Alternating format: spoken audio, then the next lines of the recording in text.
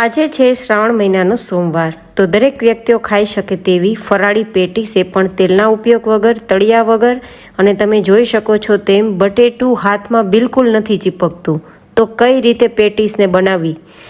આ રીતે પેટીસ બનાવશો તો એકદમ ઓછા સમયમાં, ઓછી મહેનતે, ખૂબ જ ઝડપથી અને ખૂબ જ સ્વાદિષ્ટ, એકદમ નવી રીતે તમે પેટીસનો સ્વાદ માણી શકશો.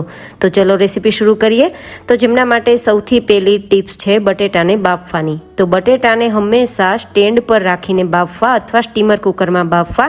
સીધા પાણીમાં બાફશો ને તો બટેટામાં પાણી વધારે જશે અને પાણી ભરેલા બટેટા છે તે થોડા માવો બનતી વખતે ચીકણા બનશે. તો માવો આપણો ચીકણો ના થાય ને તે રીતે આપણે બટેટાને બાફવાના છે. તો આપણે સ્ટીમરથી બાફ્યા છે. તો હવે 5-6 સીટી મીડિયમ ટુ લો ગેસની ફ્લેમ પર થાય ત્યાં સુધીમાં આપણે થોડી સાકરને દળી લેશું. તમે ખાંડનો પાવડર પણ કરી શકો છો. હવે આપણે મિક્સર જારમાં અડધા કપ જેટલા કાચા મગફળીના દાણાનો અધકચરો પાવડર કરી લેશું. તમે શેકેલા દાણાનો પાવડર લઈ શકો છો. અહીંયા તમારે જો તલને ઉમેરવા હોય તો તલનો પાવડર પણ ઉમેરી શકાય. હવે મિક્સર જારમાં તીખાસ માટે થોડા મરચાંના ટુકડા, થોડા આદુના ટુકડા અને થોડા લીલા ધાણા છે તેને ગ્રાઇન્ડ કરી લેશું. એકદમ નવો અને એકદમ યુનિક મસાલો તમારી સાથે આજે શેર થશે પેટીસ માટેનો. તો આ પેસ્ટને પણ આપણે મગફળીના પાવડરમાં ઉમેરી દઈશું. અને હવે આપણે અડધા કપ જેટલું ટોપરાનું છીણ મિક્સ કરી દઈશું. હવે આપણે અહીંયા 1 ચમચી જે સાકરને દળી છે ને તેનો પાવડર, સ્વાદ પ્રમાણે સેંધા નમક, થોડું ધાણા જીરું પાવડર અને અડધી ચમચી જેટલો મરી પાવડર, 1 લીંબુનો રસ ઉમેરી દઈશું. અહીંયા મેં બધું જ માપ સ્ક્રીન પર આપેલું છે. એન્ડ હા, જે વસ્તુ તમે ફરાળમાં નથી ખાતા તેને તમારે સ્કીપ કરવાની રહેશે. બસ હવે બધું જ મિક્સ કરવાનું છે. જો મિક્સ કરવામાં થોડી તકલીફ પડે તો તમે અહીંયા પાણીનો ઉપયોગ કરી શકો છો. જો કે પાણીનો ઉપયોગ ના કરવો પડે ને તો સૌથી વધુ બેસ્ટ છે. આ રીતે મસળતા જશો તો એકદમ સરસ મજાનો મસાલાની ગોળી બંધાવા લાગશે. તો તમે આ રીતે નાની નાની જે ગોટી કહી શકો, નાની નાની જે ગોલી કહી શકો કે નાના નાના બોલ કહી શકો તેવા તૈયાર કરી લેવાના છે. એ આપણું પેટીસનું સ્ટફિંગ રહેવાનું છે. તો આ રીતે મેં આટલા સ્ટફિંગના બોલ તૈયાર કર્યા છે. અને 5-6 વિસલ સુધી બટેટાને બાફ્યા બાદ તેનું ઢક્કણ ખોલી અને આપણે જોવાનું કે બટેટા સરસ બફાઈ ગયા છે કે નહીં. અંદર સુધી ચપ્પુને આ રીતે જવા દેવાનું. ચપ્પુ ઇઝીલી જાય તો સમજવાનું બટેટા બફાઈ ગયા છે. તો તેને બહાર કાઢવાના છે અને છાલ કાઢી અને થોડા ઠંડા કરવાના છે. બટેટું ગરમ હશે અને માવો તૈયાર કરશો ને તો પણ તમારો માવો ચીકણો થઈ જશે. તો પહેલાં ઠંડા કરી લેશું. હવે આપણે મીઠું દહીં તૈયાર કરવા માટે થોડું દહીં છે તેને ફેટી લેશું. દહીં બહુ ઘાટું હોય તો થોડું પાણી મિક્સ કરી અને કન્સિસ્ટન્સી એડજસ્ટ કરી શકાય. જો કે પેટીસનું દહીં વધારે ઘટ પણ નથી હોતું અને એકદમ છાશ જેવું પાતળું પણ નથી હોતું. મીડિયમ થીક કન્સિસ્ટન્સી હોય છે. હવે જેટલું દહીં ખાટું હોય ને તેટલી મીઠાશ ઉમેરવાની. તો મારું દહીં બહુ વધારે ખાટું નથી તો મેં 2 ચમચી સાકરનો પાવડર મિક્સ કર્યો છે અને 1/4 ટીસ્પૂન જેટલું સેંધા નમક, અડધી ચમચી મરી પાવડર અને થોડા લીલા ધાણા. બસ આ રીતે મિક્સ કરશો તો મીઠું દહીં તૈયાર થઈ જશે, જે પેટીસ સાથે ખાવાની ખૂબ મજા આવે છે. હવે આપણે થોડી વાર બાદ જોઈએ ને તો આપણા બટેટા છે ને તે એકદમ ઠંડા થઈ ગયા છે. બિલકુલ ગરમ ના હોય ત્યારે તમારે બટેટા છે તેનો માવો તૈયાર કરવાનો છે. તો ખાસ આ રીતે પહેલાં તો ચેક કરી લેવાનું. હાથમાં બિલકુલ પાણી પણ ના આવવું જોઈએ અને ગરમ પણ ના લાગવું જોઈએ. ત્યારે ખમણી શકો છો. જો બટેટાને આ રીતે ખમણશો ને તો બિલકુલ માવામાં ગાંઠા નહીં બને. હવે માવો તૈયાર થઈ ગયો છે તો તેમાં આપણે અડધી નાની ચમચી જેટલું સેંધા નમક મિક્સ કરી દઈશું. અને અહીંયા મેં જે 1/4 કપ જેટલો તપકીરનો લોટ લીધો છે તે થોડો આપણે અડધો જેટલો ઉમેરી દઈશું.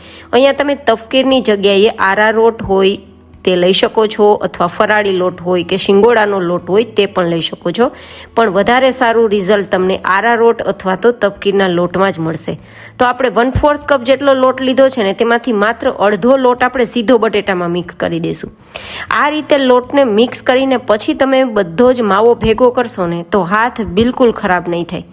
પેટીસ બનાવતી વખતે છે ને જનરલી એક જ પ્રોબ્લેમ થાય છે કે બટેટું હાથમાં ચીપક્યા કરે છે અને પરિણામે છે ને આપણી મહેનત પણ વધી જાય છે અને પેટીસ બનાવવામાં વધારે સમય પણ લાગે છે અને બહુ જ ઝંઝટ લાગે છે અને કંટાળો પણ આવે છે. તો જો આ રીતે તમે થોડો તેમાં તપકીર કે આરારોટ લોટ મિક્સ કરીને પછી બધું ભેગું કરશો ને તો બટેટું બિલકુલ હાથમાં નહીં ચીપકે. જરૂર લાગે તેમ તમારે લોટને ઉમેરવાનો.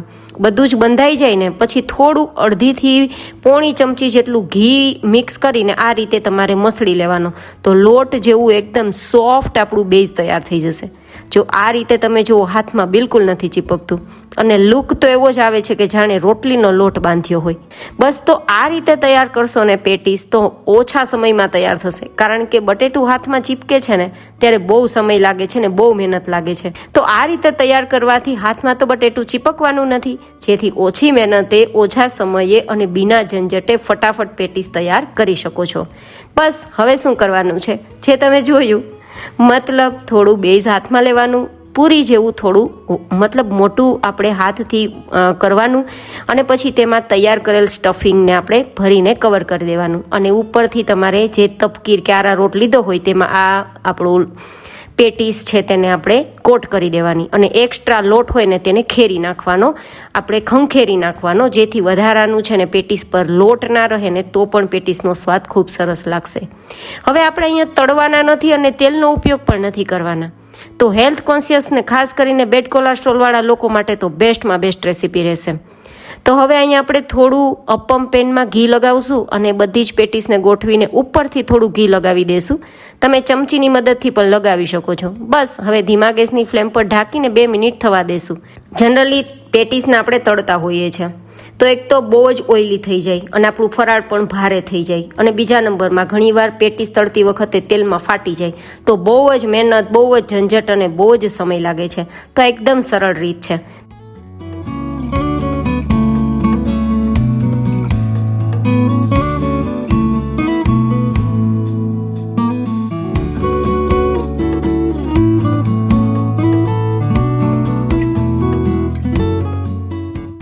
બસ દર 2 મિનિટે સાઈડને બદલી દેવાની, એટલે આ રીતે ગોલ્ડન કલર આવી જશે.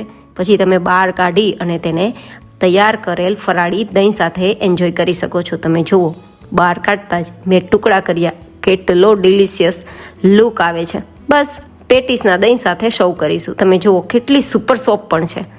આઈ હોપ કે તમને મારી આ નવી રીતે પેટીસ બનાવવાની રીત ખૂબ પસંદ આવી હશે. પસંદ આવી હોય તો વિડીયોને લાઇક કરજો, ચેનલને સબસ્ક્રાઈબ કરજો. ફરી મળીશું નેક્સ્ટ રેસીપીમાં. ત્યાં સુધી stay healthy and stay happy.